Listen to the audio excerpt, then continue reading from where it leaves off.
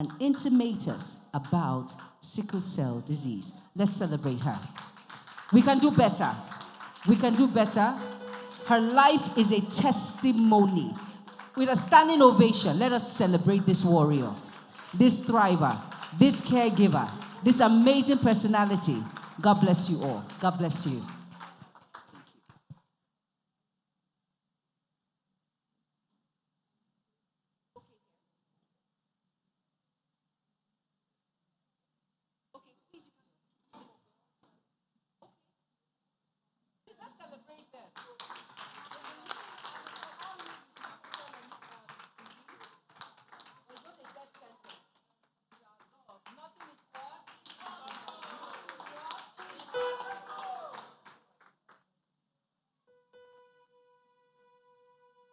Faith, come up.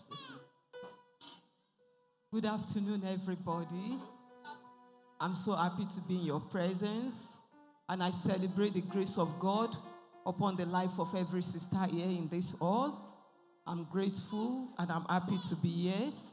I want to especially celebrate Pastor Mrs. Otegbade. God bless you, ma. Thank you for the invite, and I celebrate the pastorate of this ministry. I'm indeed very grateful to be here. Thank you for the opportunity you have given us to create an awareness when it comes to sickle cell disorder. Thank you very, very much. While I'm talking, some things will be going on the slides so that I don't have to go through that talk. By the grace of God, the introduction have been made. I'm Mrs. Josephine Olunaike. God has helped me. I live with sickle cell disorder. And it's been a tough journey, especially coming from the space I came from. I came from a polygamous home, and fortunately or unfortunately, my mom had 4 of us living with sickle cell. So while we were growing up, it was just our children falling sick, and the others were doing great. We didn't know what it was. This, like we said, I'm 53 years old. And so it was attributed to spiritual problem. So apparently my mom probably is a witch that God is punishing her with children like us. And so that was the narrative we had while we were growing up. We were just always sick. And one way or the other, apart from being sick, I had a wound on the leg that was not healing for years. Do whatever you like. At the time, they brought in white garment people. At the time, you sit on the floor, they will bring people to flog it out of us. You could not refuse it. So we went through a lot of this. And over time, we just want to create awareness of what is going on. Sickle cell is not what we walk over. And we know even in our society where we are in these days, these are the category of people you will tell your children, don't marry, don't bring, even in the church setting. I am a Christian and I come from the church setting. They are still the ones you will tell your children, don't bring home. In as much as you celebrate them, you will still tell your children, don't bring them home. In fact, some organization will say, we won't employ you. So there is a lot of things going on. And thank God we have success stories to tell for some of us, but not everybody is that fortunate. That is just the truth of it. And that is the Sickle Cell Foundation you are seeing on the screen, going on the screen. And the reason why I actually went into it, number one, was just to make sure that what I went through, sincerely speaking, nobody should go through that. And I thank God for Redeem. It has been a source for me from my childhood. Sincerely speaking, it has been a source for me up until even today as I'm speaking. And the truth of the matter is this. No, we cannot trivialize it and we cannot wish it away. Even when I wanted to get married then, a lot of people were like, we understand you are dating her. You want to marry her? Are you thinking straight? Are you okay? How can you want to marry her? You won't have savings in life. She cannot give birth to children. Even my close friends that I thought, oh, we're backing me up. Sincerely speaking, nobody backs you up when the journey is like this. But by the grace of God, 2 weeks' time, this marriage will be 28 years. It is just the goodness of God. She cannot have a child. She cannot have a child. By the grace of God, my youngest daughter is a registered nurse. And it is to the glory of God, with every humility, that I'm saying this to us as a testimony. But not many have this testimony. That is the truth of it. And you know why we talk about this? Because we have a choice to make. Everybody is involved. Every mother, every sister, every girl child is involved.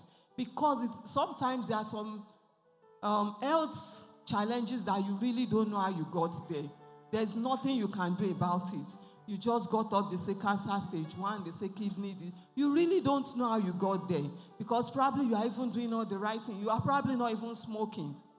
But when it comes to sickle cell, you can do something about it.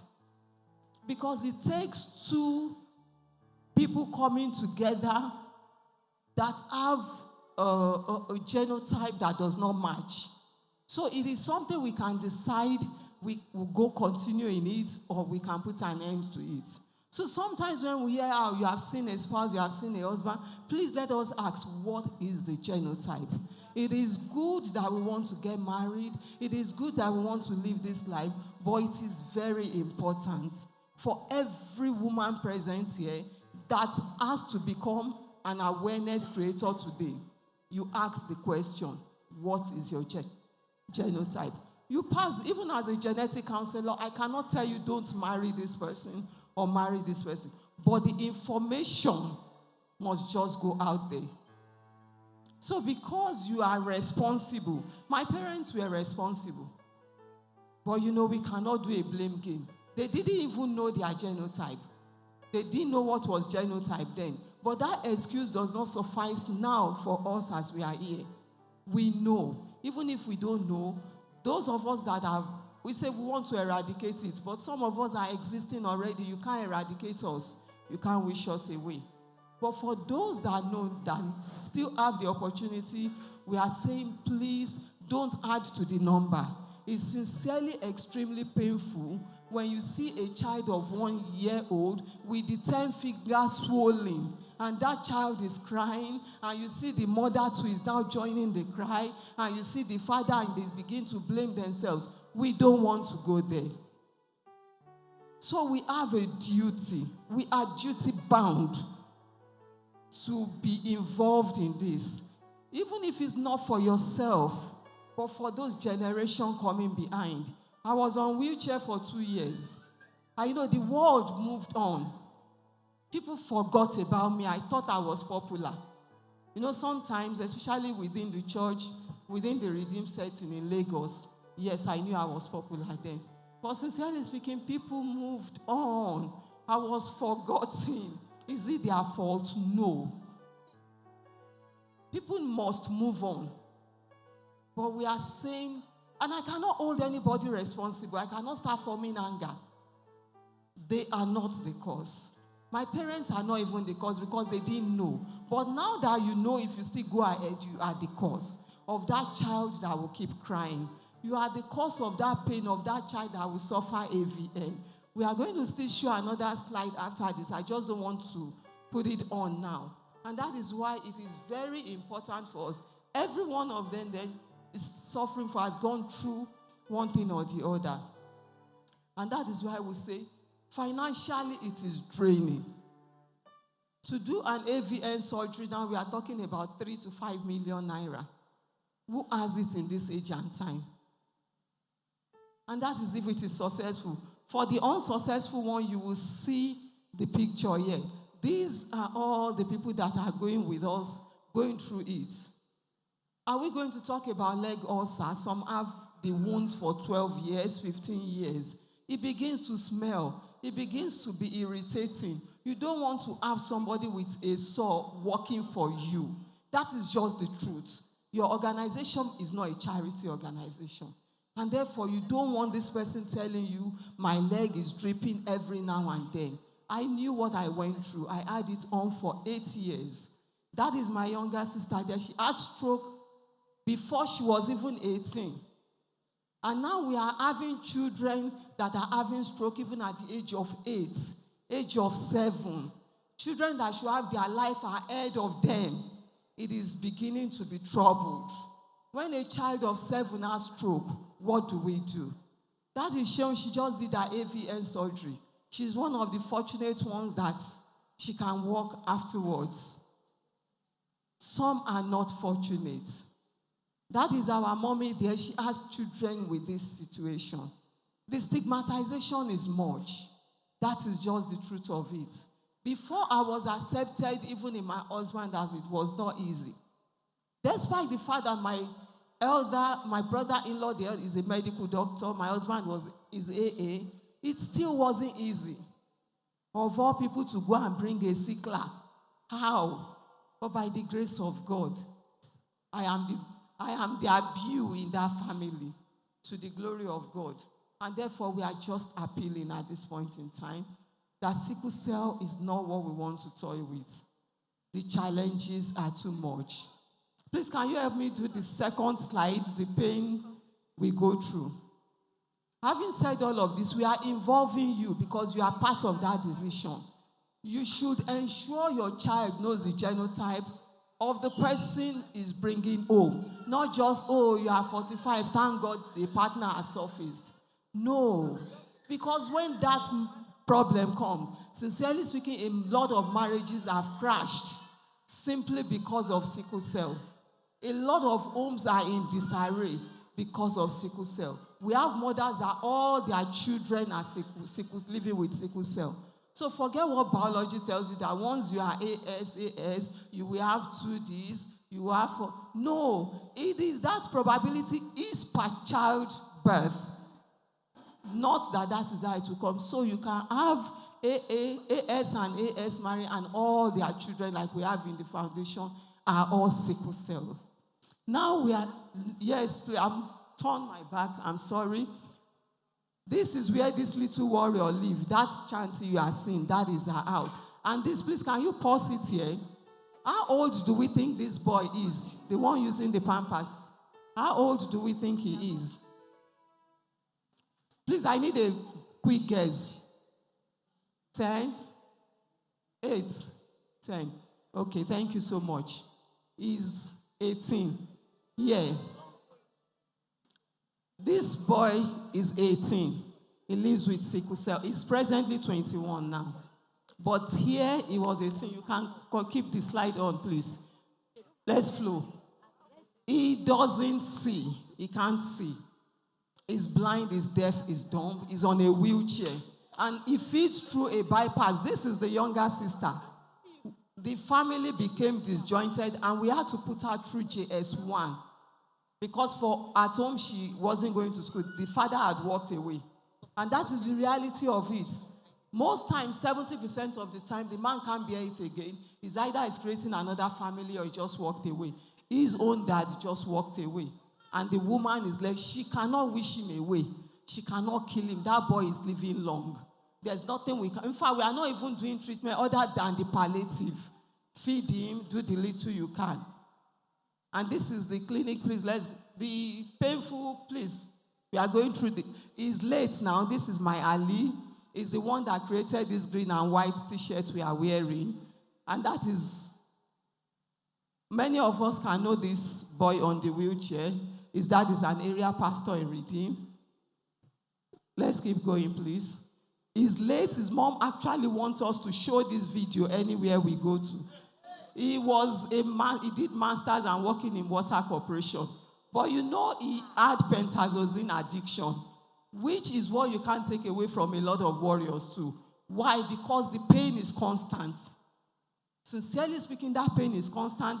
If they cannot afford hospital, they inject themselves. And sometimes you see them with the wounds and everything. You want to be nice and you are giving them money. But that money is going straight to buy. This is his mom. The woman, the fair woman is his mom. We buried Japhet last week. We went to Akwanga for his burial last week.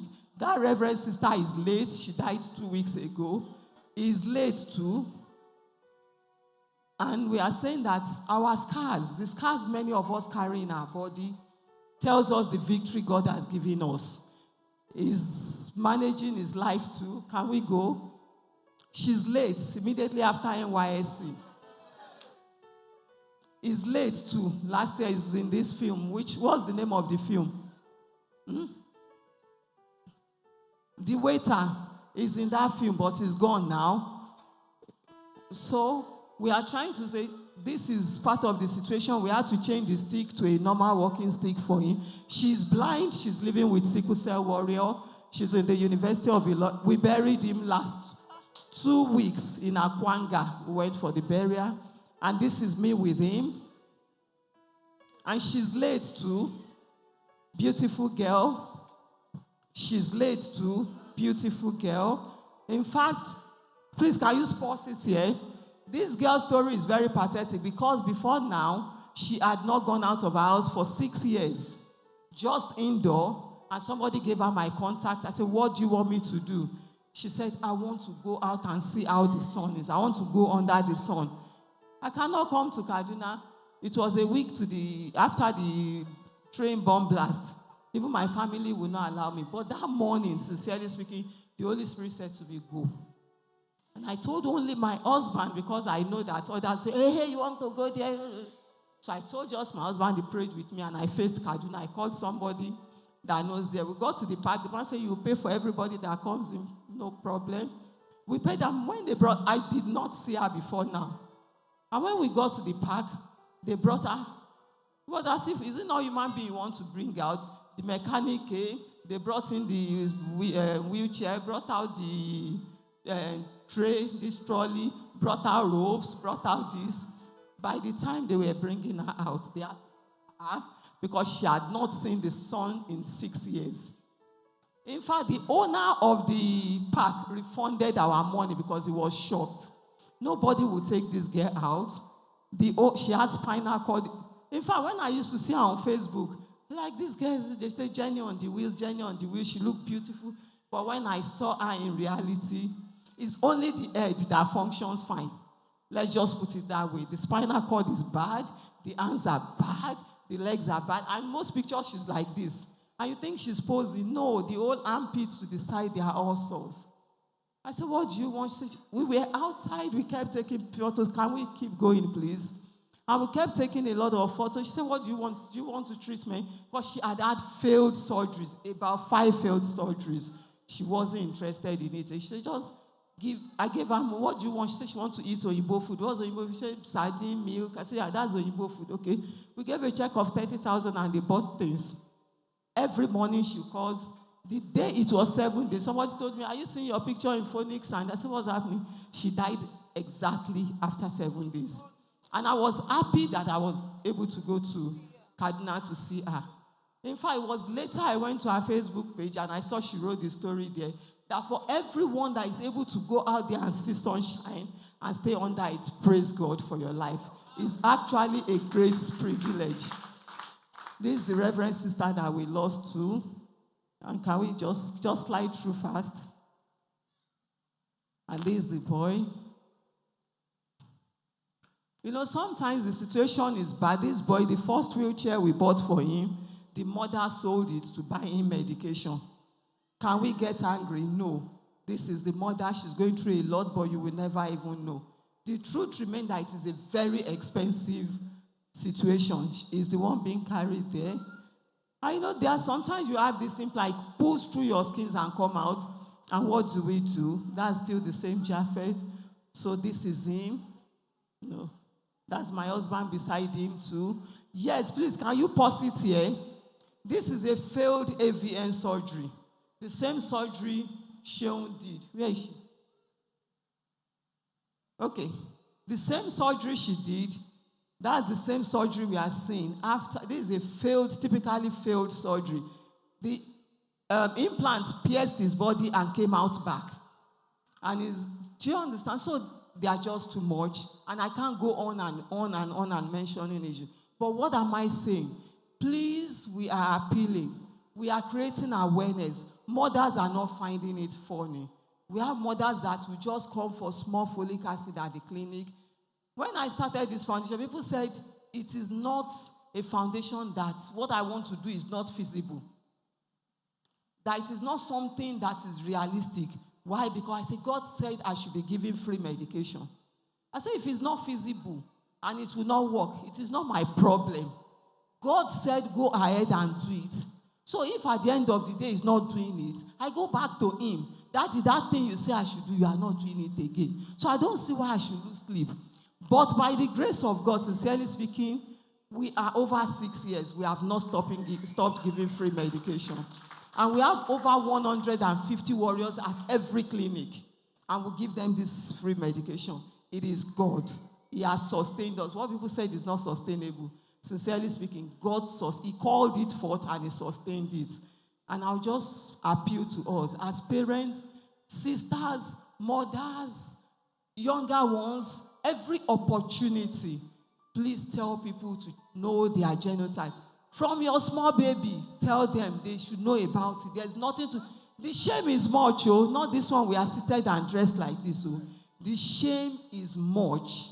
When I was on a wheelchair, I thought I didn't know anybody again. My phone would stay for a week, no call, except immediate family. Nobody is calling. Everybody moved on. I even forgot. I had my last daughter. I forgot I had her. They were reminding me later, I don't know, that you had a baby before you went to the hospital. I was in Lutz for 8 months. We were the first set they took into that Bola Ahmed Tinubu ward. So it is not a pleasant thing. Somebody was praying for Sheung.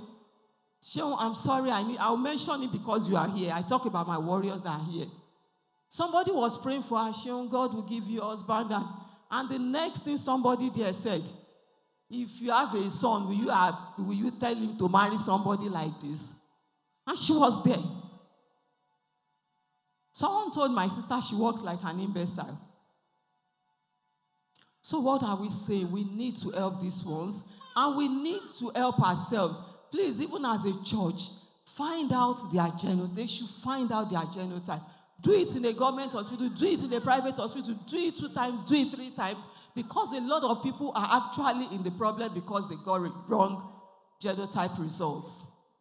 So please, everything, my children, they will not even, as you are even talking about anything that look like, do you want to date me? I say, what's your genotype? That's the answer they will give. They will not even say yes or no, or where are you from? What is your... They know what not to bring to me. That is just the truth, because they did not see it on TV. They didn't watch this, saw it live. As I am like this, I use oxygen. As in, I have that oxygen in hospital, I have my own in my house. So we are saying, we are appealing. If we need to kneel down, if we need to lie down, please know your genotype.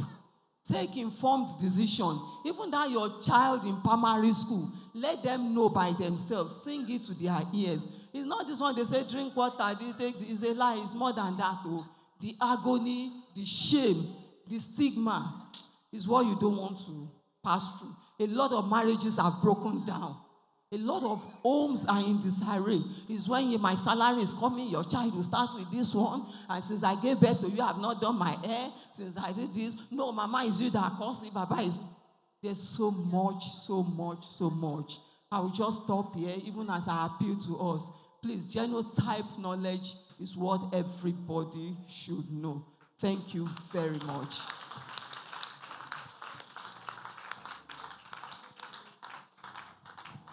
A round of applause, please. We can do better. I don't know about you all, but this is a very emotional session for me. Please, a round of applause. A round of applause. A round of applause. With a standing ovation. It is not easy to come out and share a story. It's a very emotional one. It's very emotional. Yes, please. Mrs. Okemen, especially, the way she handles her children. Sometimes, even in uniform, she will run to meet me at secretariat to get things done for them. It's a difficult thing for any parent. going through them. Ma, I celebrate you, and I pray that the Lord will continue to renew your strength. You will not be tired, you will not be weary, and these children, you will not suffer in vain. Your labor over them will never be in vain in the name of Jesus. Thank you, ma. Praise the Lord. Mommy is not easy as a caregiver. We call ourselves caregiver. We that gave birth to warriors, we are caregivers. While the warriors, we call them warriors. To take care of them is not easy. It's something that we have to dedicate ourselves, our time, and everything for them. Last week, my son was on oxygen for 4 good days in MRS, Abasha Barras. Most of us knows it's not easy. I know that it's not easy. When we fall in love, my mama, it's not easy to go back. But let us not fall in pieces. When you are falling in love, please look at who you want to fall in love with. Check his or your genotype before you fall in love. Because when the problem comes, it's for you, the mothers. The father will say, go. I have another of my mom. She's in the house. She will testify. I know what I'm saying. Fathers don't go to the hospital and sleep with you and the child. It's only the mother that will be in the hospital and sleep with the child. When the child dies, say, Mommy, my tummy is paining me today. Tomorrow, my leg is paining me. Next tomorrow, my head is not easy. So please and please, when you want to choose your spouse, choose wisely. Don't fall in love. Should I say love? Don't fall in lust. Let's say lust, but fall in love. Use your head. Thank you very much.